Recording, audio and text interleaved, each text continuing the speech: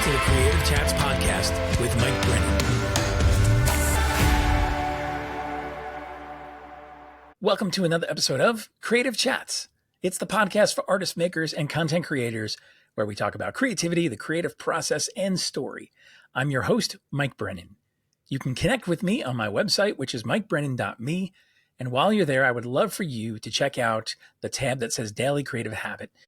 And under that tab, there will be a host of resources created with you in mind as a fellow creative person. See, I understand what it's like to struggle with consistency, or really not being consistent in your creativity, struggling with waiting for inspiration, and also not finishing things or procrastinating because you can't start something, or figuring out, how do I monetize something, or do I want to monetize it? What's just mine and maybe what's for the marketplace? All these questions, all these things that we wrestle with honestly on a daily basis. And usually we feel quite alone in the process. Maybe sometimes we're a little embarrassed to ask the questions or to just pick our head up and see if there's anybody else who's on this journey with us that resonates with this stuff. Well, I want to tell you that I do. I've been there and I continue to be there in the trenches with you. And so I've created some resources to help you on your journey. I have things like creative coaching. I have things like the Daily Creative Habit membership group, which is a select group of people that meets monthly. There's some creative prompts to help you engage, and I help guide you through the framework that I have established with Daily Creative Habit. And I also have the Daily Creative Habit Journal, which is a self-guided 90-day process that helps you set intention, track and measure what are you actually doing when it comes to your creativity. Because honestly, the biggest thing that can be a discouragement is when we do something and we feel like, I don't really know if I'm moving the needle at all. I don't know if anything's really happening. It's progress that we need to see and feel and experience if we're going to show up again and again. We need that encouragement to know that what we're doing actually matters. It matters to us first, and then hopefully it matters to the people around us as we share what we create. That's what's on the line. And I say this all the time on this podcast and elsewhere. I say, when you create, we all win. And I truly believe that, because when you create, you're tapping into those things that are inside of you. Maybe those things that you feel a little embarrassed about right now because you can't seem to close the gap on what it is you see in your head or want to experience in what you create and what you're actually able to execute on. And so you get down on yourself. I was actually in some drawing classes recently, and I noticed this at work. And I've noticed this at work at myself, honestly, when I've been in this situation where you're in a group of people, everybody's doing the same thing, and you're exercising your creative abilities in public, live on the spot. And people start to get real nervous. They start to make excuses about their work. They start to feel like they're comparing each other. And it's a sense of, well, mine's not good enough. Don't look at this yet. Well, I messed up here. And we start disqualifying ourselves even before anybody has even opened their mouth to say anything. And I think that's what happens a lot of times with us is we tend to get down on ourselves. We tend to look at what we do and we talk down to ourselves and the process and the results of what it is that we've created. And we discourage ourselves before anybody else even has a chance to. And so I want to say we need to knock that off. And part of how you can stop doing that is by doing more work. And by doing more work, you get less precious about the work that you're actually doing because you know that you're going to do something else. That's why I say daily creative habit, because for me, in my experience, creating something every single day, I know that if I showed up today and I did something that was a real stinker, right? It's just horrible, bad work. I can be okay with that because I know that tomorrow I'm going to show up and do something new.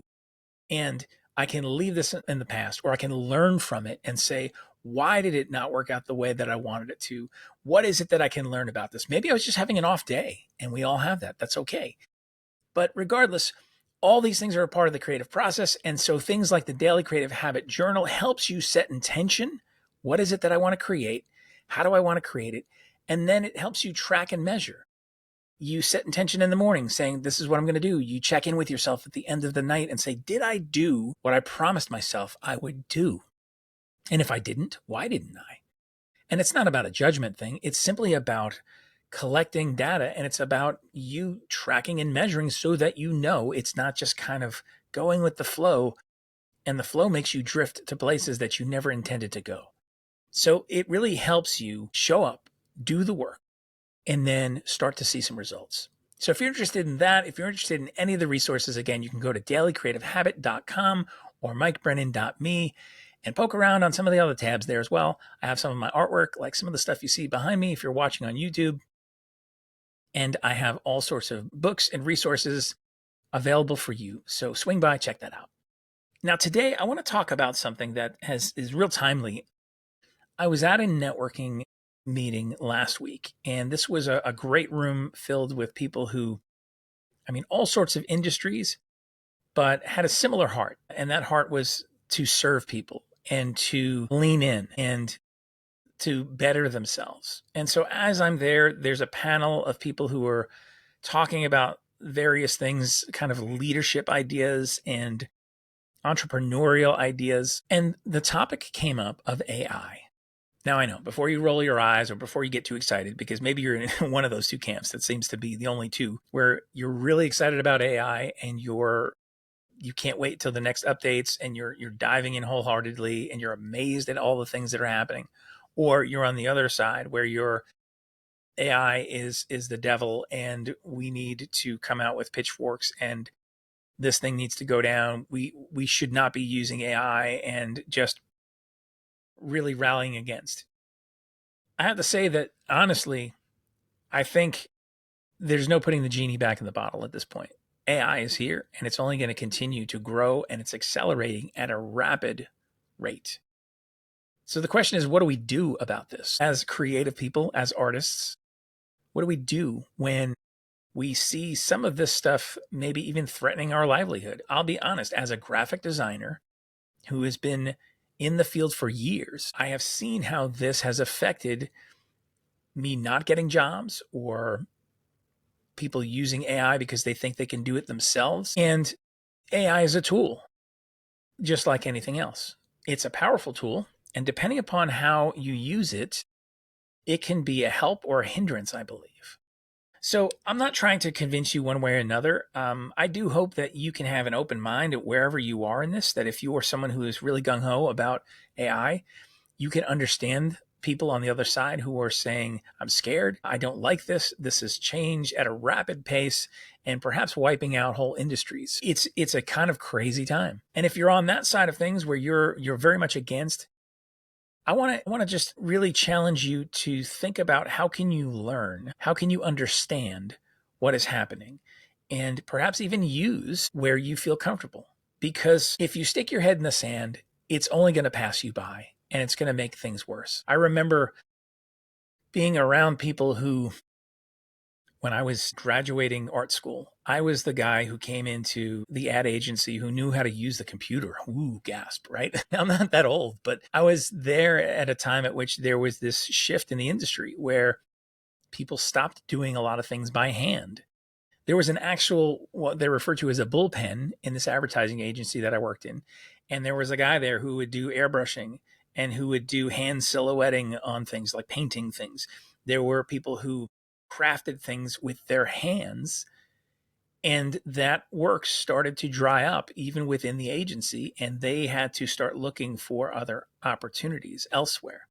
And some of them, they had been doing this for a really long time, and they found themselves in a place where they had to learn how to catch up with something that was not very familiar to them. And I felt for them.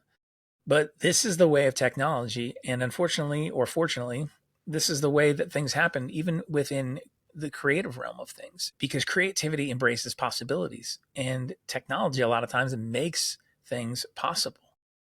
And I'm, again, not saying that certain people are right, certain people are wrong. I'm just trying to have a little bit of discourse here in what has happened in my week last week, where I want to just share this thing. So back to this networking session. The question came up about use of AI. Like, how do you use AI in such a way that seems to be practical and responsible? And some people shared around the room in the audience, and they shared how they used AI. And some people said, I use it as kind of an idea generator.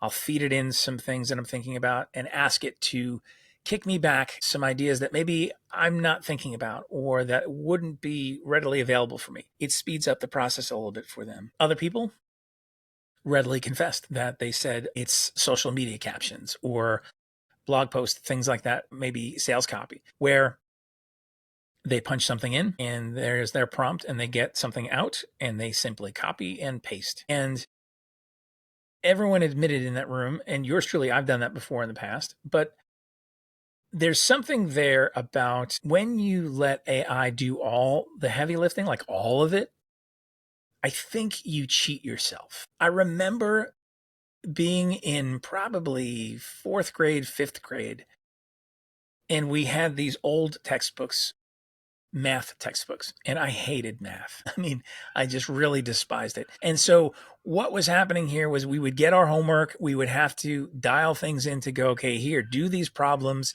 here are the pages, go ahead, we're releasing you, come back tomorrow and have all the answers.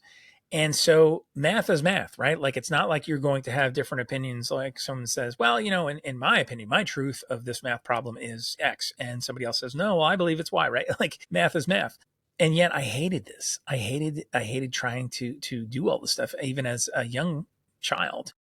And I realized that in the back of the book, there was an answer key.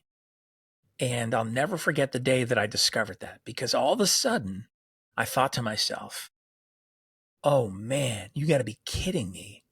The answers are right here I don't need to do the work. I simply can just peek in the back of the book and then write down what the answers are. This is amazing. And so I started to do that.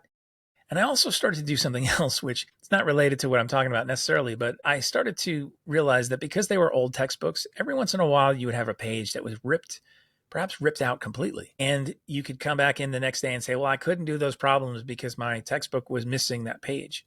And you kind of get a pass.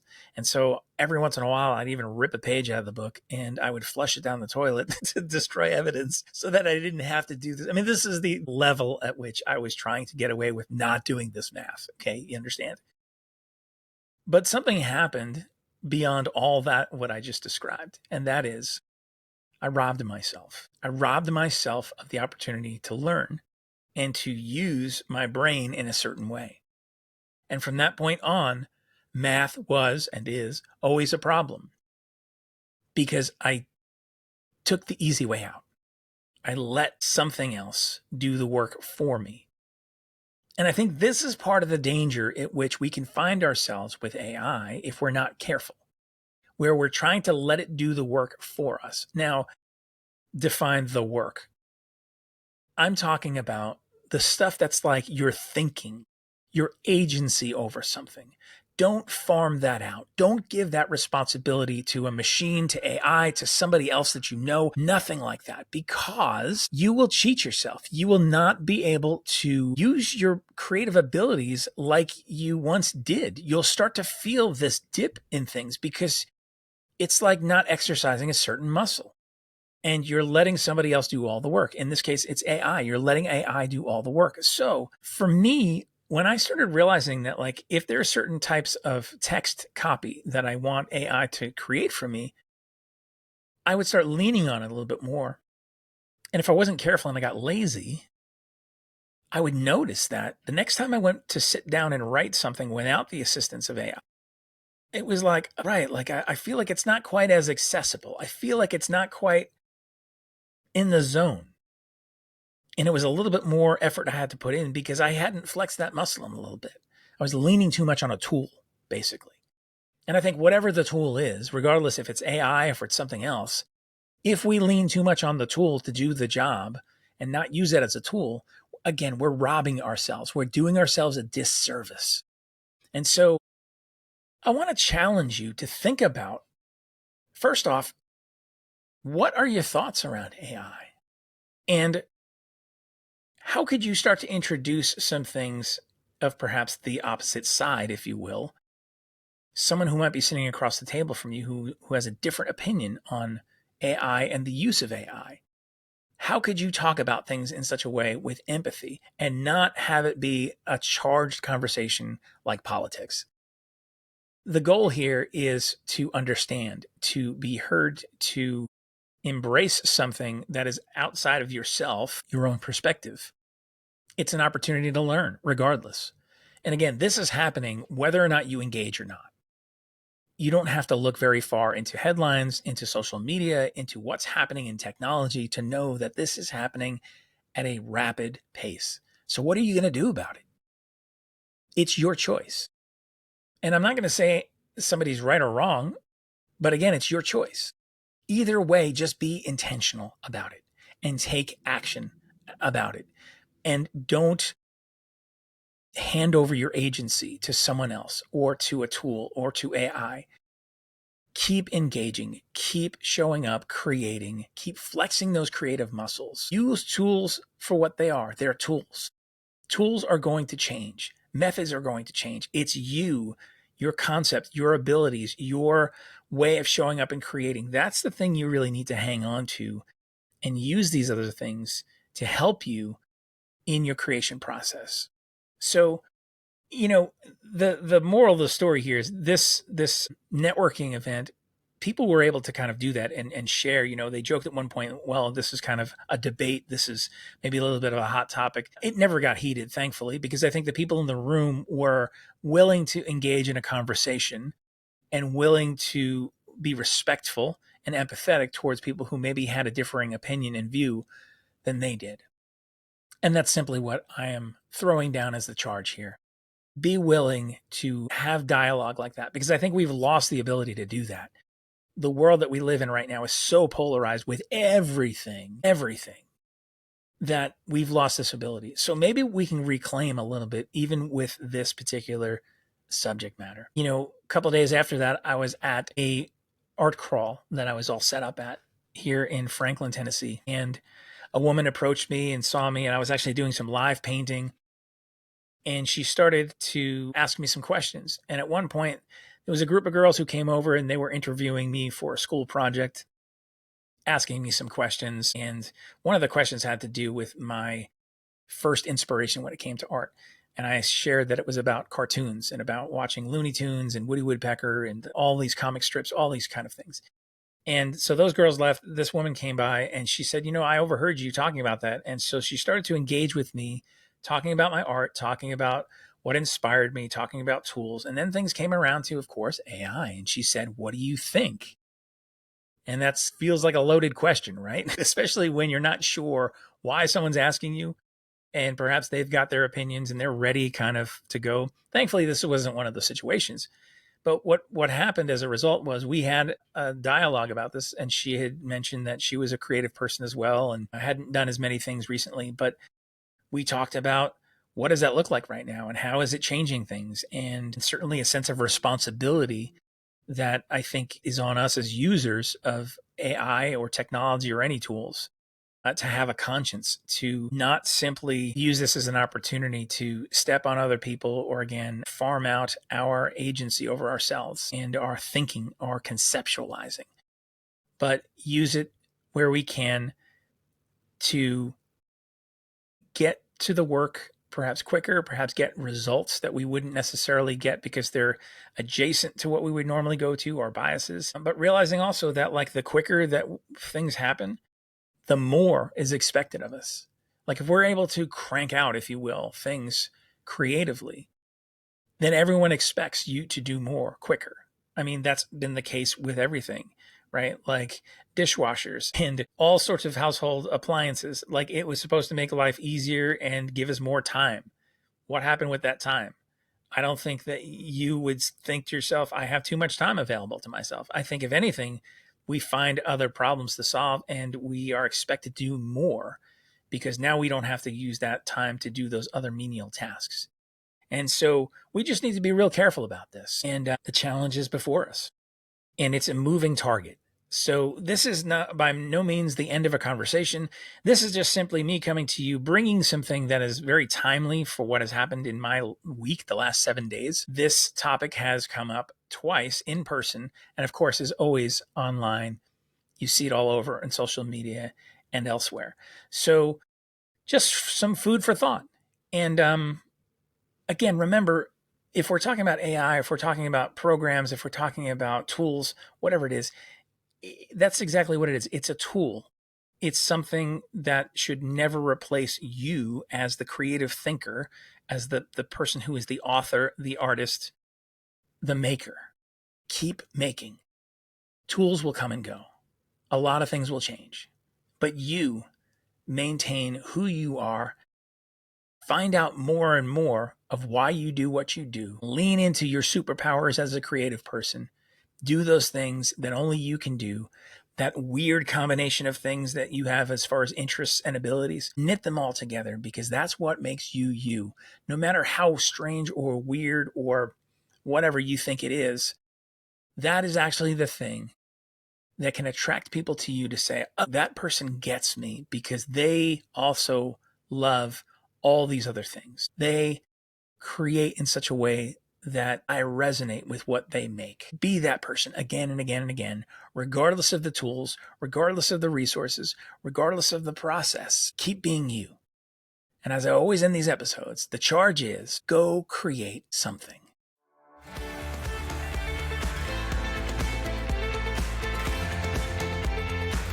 Thanks for listening today.